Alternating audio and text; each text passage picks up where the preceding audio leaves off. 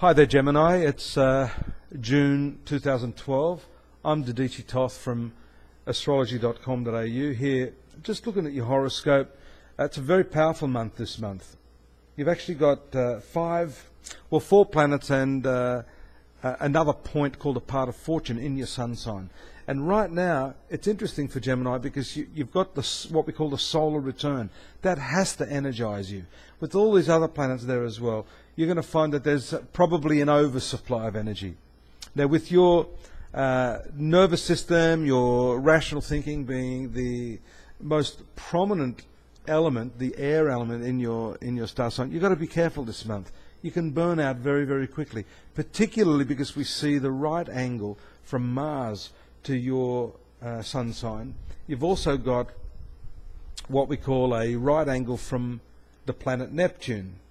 This is what Western astrologers anyhow call a T-square. So there's a big challenge on you just now, dealing with, firstly, all this energy that you may have. How are you going to direct that energy? Are you directing it into the right places? These are the questions that I guess the planets are asking of you, and you should be asking of yourself throughout this month of June. You've got a lovely triangular aspect, what we call trine aspect, from Mercury and Venus, formed very early in the month from the Moon and Saturn. So I'm pleased to announce that this will soften, help direct, and give you a bit more confidence and support from the people around you. Actually, this support, because the Moon for you rules your finances, so it tells me that you're going to find some support from your own efforts at working towards a more stable financial future. We see that also because Moon is in the company of Saturn. So your speculative nature, your rash behavior, your intellectual curiosity may be toned down a little bit by the combined influence of the Moon and Saturn. For you Geminis there who are punters on the stock market, this is going to caution you a little bit. I think you've been less likely to make uncalculated risks, is what I'm saying. You're not relying on luck quite as much, and it's quite likely with Saturn transiting this area of luck that your karma is indicating that you may have had a bit of a dry spell. So now, with that energy, use it wisely, put it into the right areas, and don't let your intellectual curiosity drive you in too many directions. We want you conserving energy this month. Now, getting back to the relationships, if you didn't know, you've got the karmic planets powerfully influencing your marriage zone for the last 12 months or even a little bit more.